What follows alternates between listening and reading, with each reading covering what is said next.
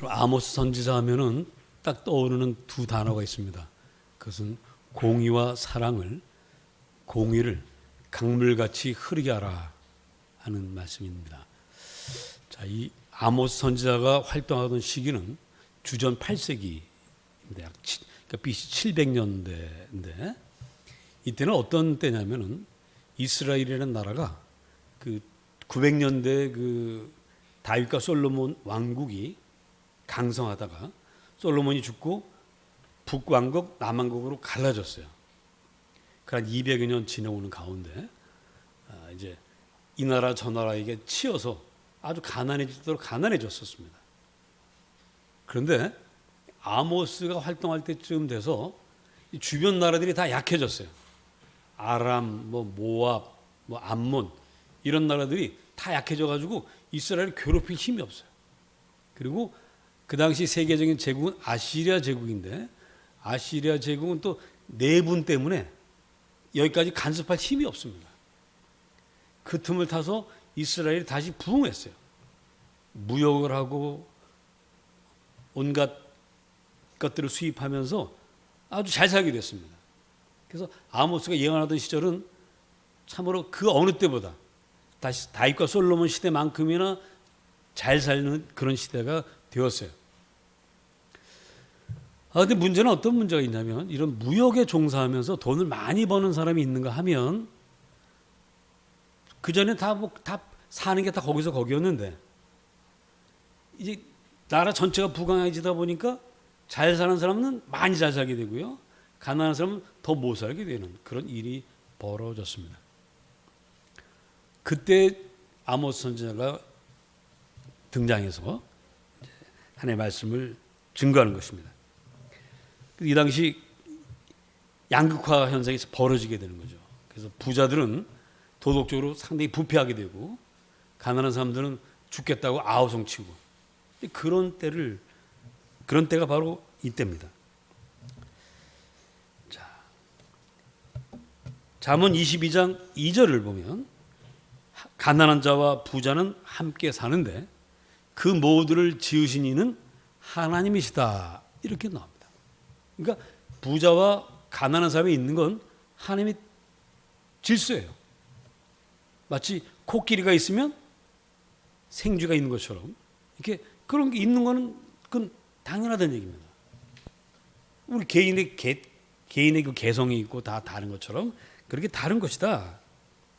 그런데 그 하나님께 부자나 가난한 자나 다 있다. 내가 만들었다. 이렇게 말씀하신 하나님이 오늘 부자들에 대해서 뭐라고 이야기를 하십니까?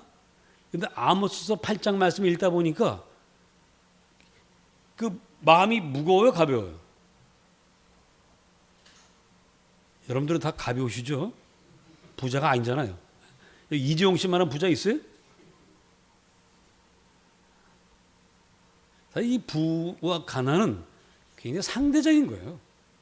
성경은 항상 상대적인 그 부와 가난을 얘기하지 얼마 이상은 부자고 얼마 이하는 가난하다 이런 이야기가 성경에 없습니다. 여러분도 누군가에게는 부자일 수 있는 거예요. 성경에서 가난한 자에게 목마른 자에게 물 한 잔을 주면은 하늘에서 받는 상이 크다고 그랬죠. 그 상은 나에게 하는 것이다 그랬어요.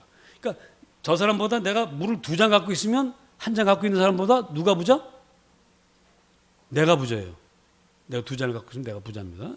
그래서 그 부자와 가난한 늘 있기 마련이라는 건데 오늘 8장은 상당히 부자들에 대해서 굉장히 주님께서 아주 책망을 하십니다. 분노하세요. 화를 막 내십니다.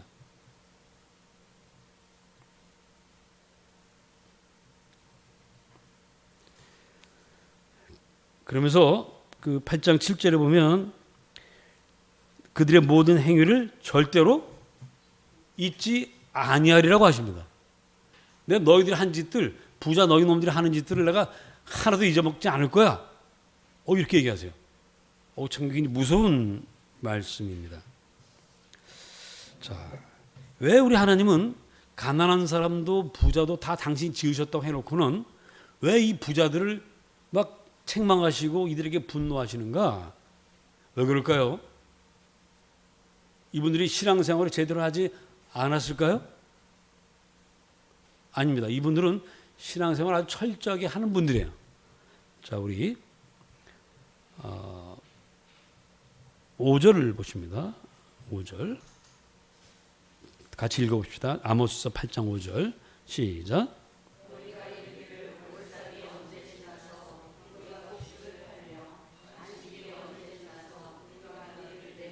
예.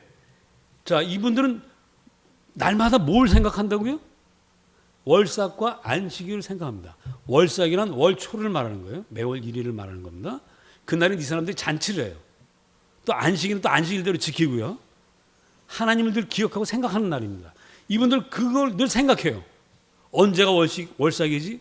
언제가 안식일이지? 그날 하나님께 예배해야지?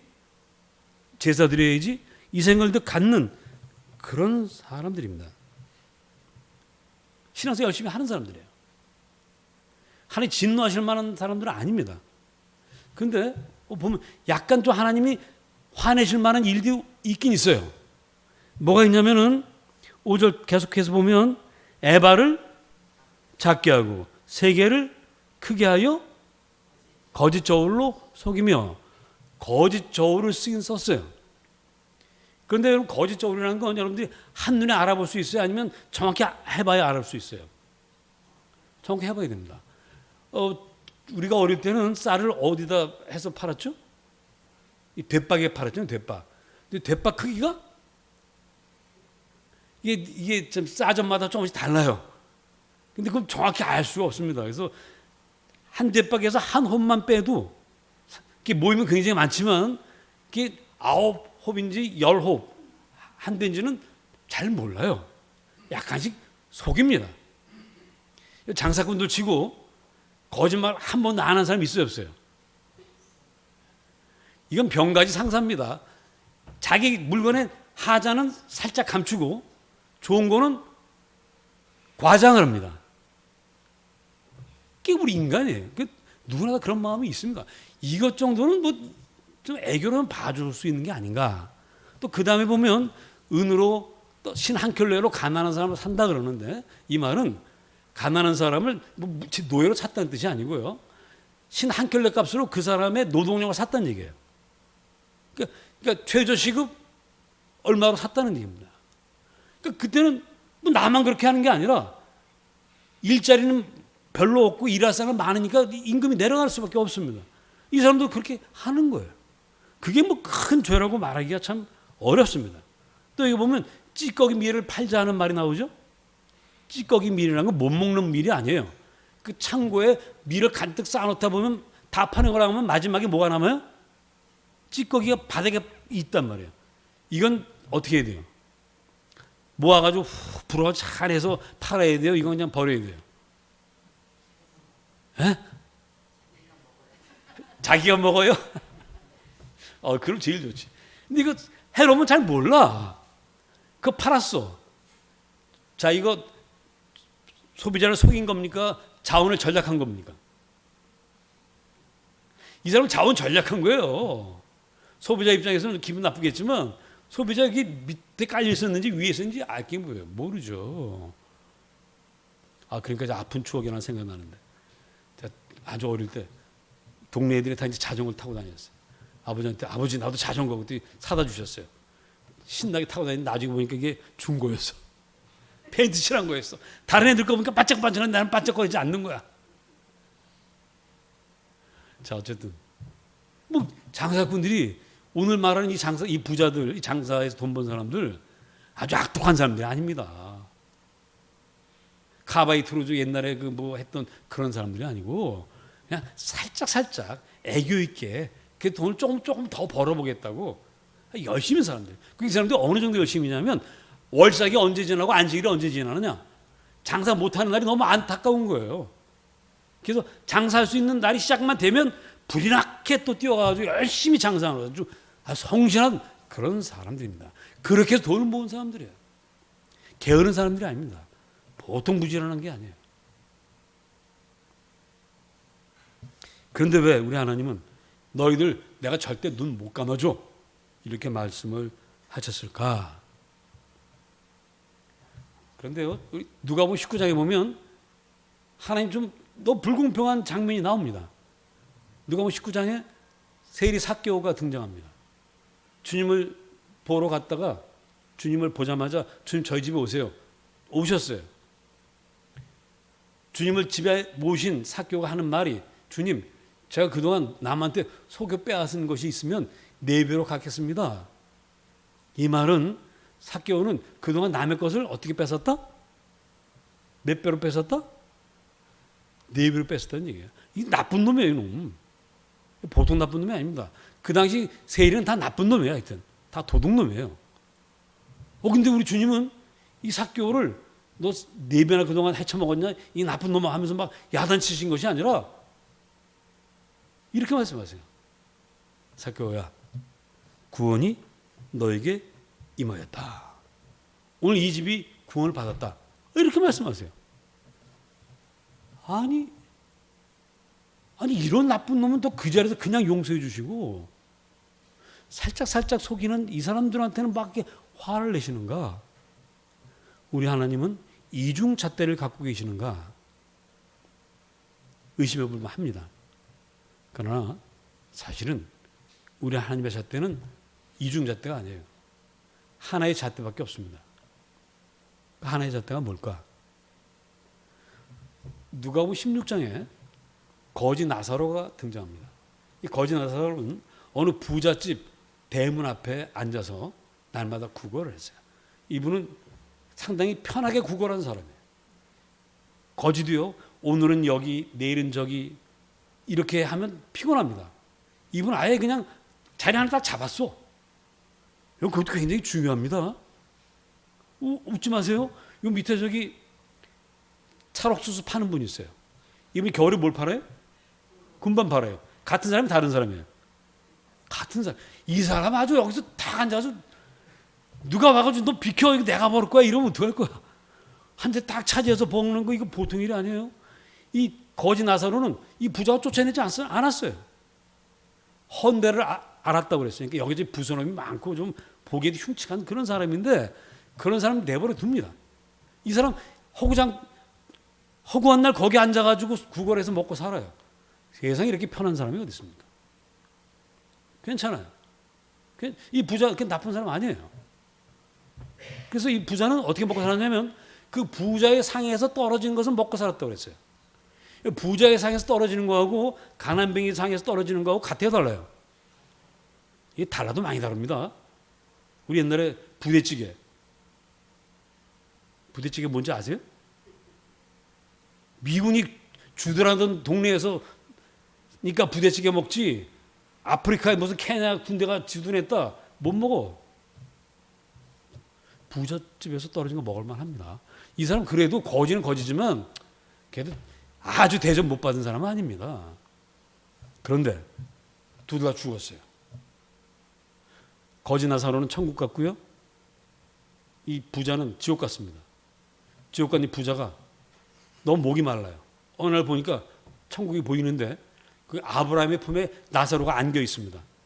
아이고 아버님, 그분들은 이제 아브라함을 아버지라고 불러요. 아버지, 나사로를 시켜서 나에게 물 한 잔 좀 갖다 주세요. 물 한 잔도 아니야. 물 한 방울만 찍어서 내 입술에 좀 적셔 주세요. 얼마나 힘들었습니까? 그랬더니 아브라함이 너하고 나하고 너무 멀어서 안 돼. 이러고 이제 끝납니다.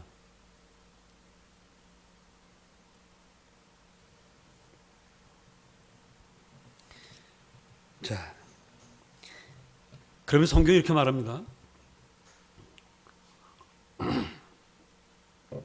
부자는 살아서 좋은 것을 받았고 거지는 살아서 나쁜 것을 받았기 때문에 하나는 천국이요 하나는 지옥이다. 이야, 이거 굉장히 혹시 자기를 부자라고 생각하시는 분들은 굉장히 긴장되시겠죠. 야, 나 부자라서 이거 천국 못 가는 건가? 실제로 주님께서 말씀하시기를 부자가 천국 가는 것이 무엇보다 힘들다? 낙타가 낙타가 바늘구멍으로 들어간 것보다 더 힘들다고 그랬어요. 굉장히 어려운 일입니다. 굉장히 무서운 얘기예요. 자, 그런데 왜 그렇게 됐을까? 사실은 부자는 살아서 좋은 것만 누리고 거지는 나쁜 것만 누렸기 때문이다. 이걸 말씀하는 게 아닙니다.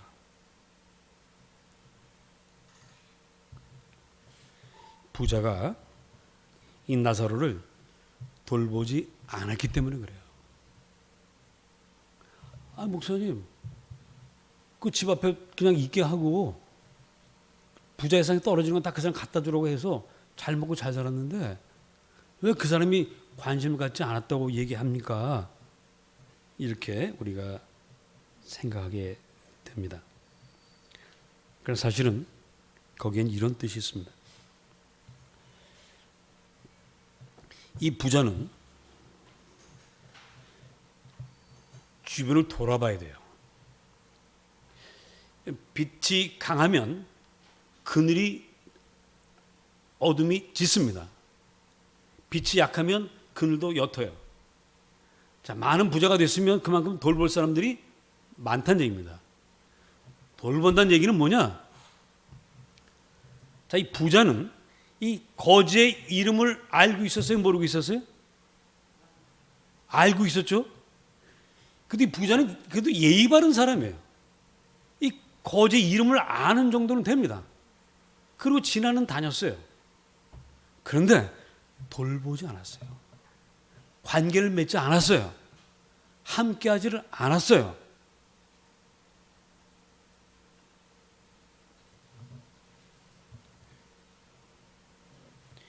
아마도 부자는 이런 생각을 했을 겁니다. 아, 저 거지 참 어떤 사연을 가졌길래 저래 거지가 됐을까? 어떻게 살았길래 분명히 태어날 때는 부모도 있었을 것이고 형제들도 있었을 텐데 어쩌다가 저렇게까지 왔을까? 이런 생각을 아마도 했을 겁니다. 그리고 야, 언제 내가 좀 시간 나면 좀 바쁘지 않을 때 한 번 정도는 좀 이 얘기를 좀 붙여봐야 되겠다. 아유, 나사로 씨 도대체 어쩌다 이렇게 되셨소? 좀 이야기라도 좀 들어봐야 되겠다. 이런 생각을 했을 거예요. 그런데 그 생각을 실체에 옮겨보지 못하고 죽었습니다. 그럼 그게 이렇게 나쁜 일일까요?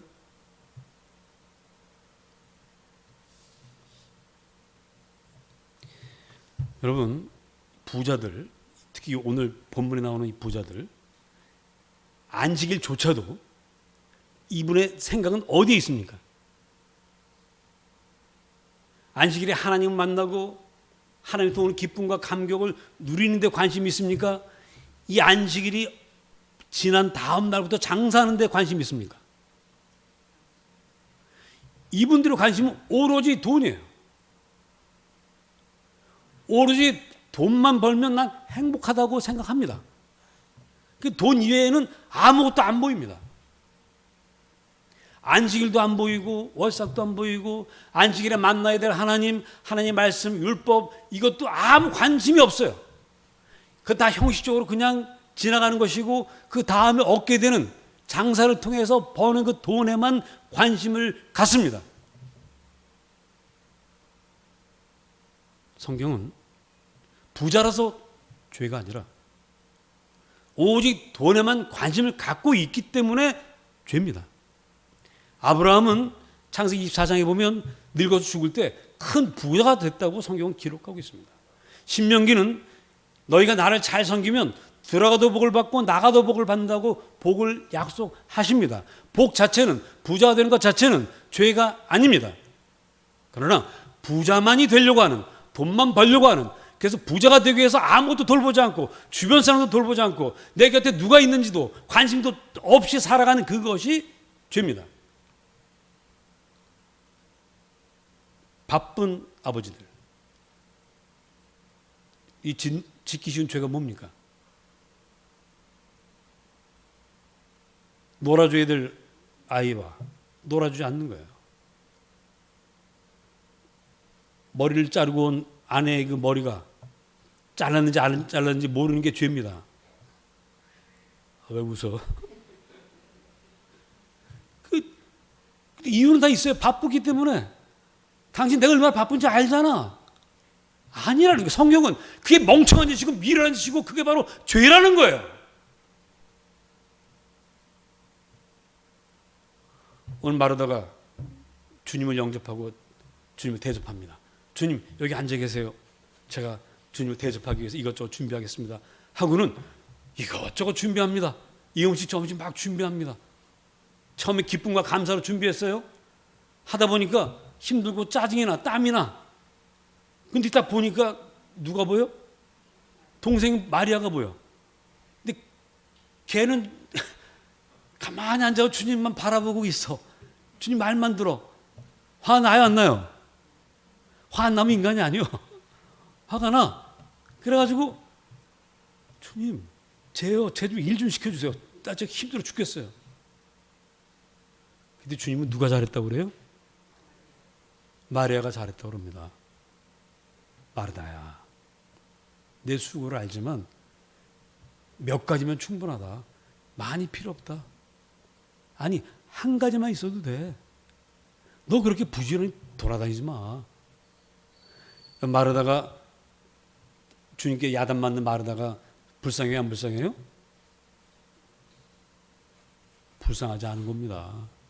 왜? 이분은 지금 바빠. 주님 섬기기 위해서 바빠. 바쁜데 기쁨이 없어. 감사가 없어. 바쁘기만 해. 왜 그래요? 자기 자랑하려고 하는 거예요. 내가 주님께 이만큼 했다면 자기의 그 능력, 요리 솜씨 이런 여러 가지를 자랑하고 싶은 겁니다. 근데 사실은 주님이 원하시는 것은 음식 솜씨 자랑해서 많은 것을 가져오라고 하는 게 아닙니다. 주님이 원하시는 건 뭐죠? 당신과 이 마르다와 이야기하는 거예요. 만나는 거예요. 대화하는 겁니다. 서로의 속사정을 알고 서로의 아픔을 알고 눈물을 알고 기쁨을 함께 나누고 이러기 위해서 오셨는데 그걸 하지 않고 계속 돌아만 다니니까 주님도 계속 마르다가 신경 쓰입니다. 아, 제가 언제 일 끝나고 일로 오지? 제가 제일 안타까운 것 중에 하나가 제가 예전에 그 젊어서 신앙생활하던 교회 무슨 바자회를 한다 뭐 한다 그러면 여성 교원들이 예배 드리다가 목사님이 이제 정말 중요한 설교 할 때쯤 되면 다 나가서 뭐해? 바자회 준비하고 음식 준비하고 바빠요. 바빠. 그래놓고 바자회 끝나면 또 사이좋게 오늘 은혜 받았어요 그래? 아니면 서로 싸워요. 서로 싸워요.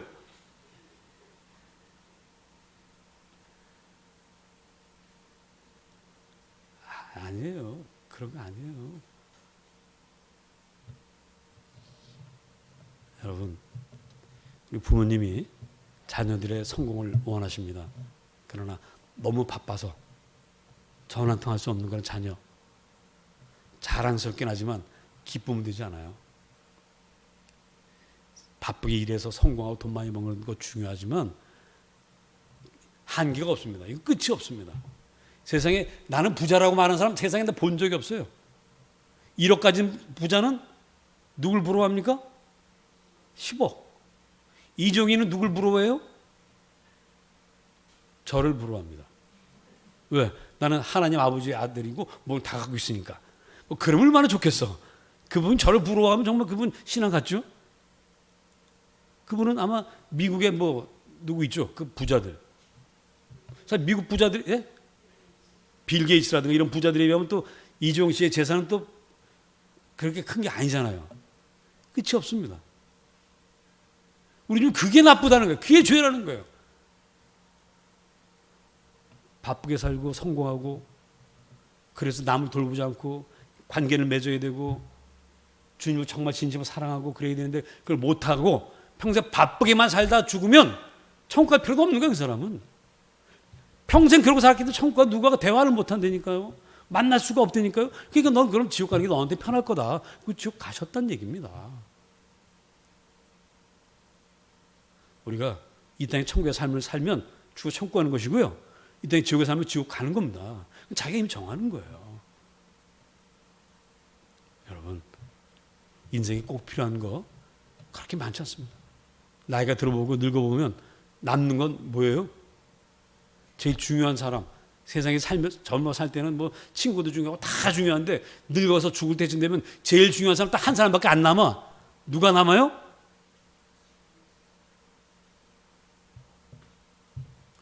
그 누군지 여러분들이 이제 스스로 아시기 바랍니다. 그 한 사람밖에 없다니까요. 한 가지면 충분합니다.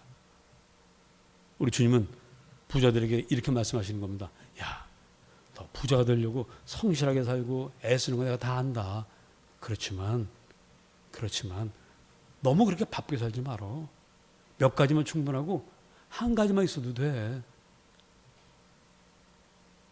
한 가지가 뭡니까? 우리 오늘 말씀 누가복음 10장 42절 다 같이 한번 읽어봅시다. 시작.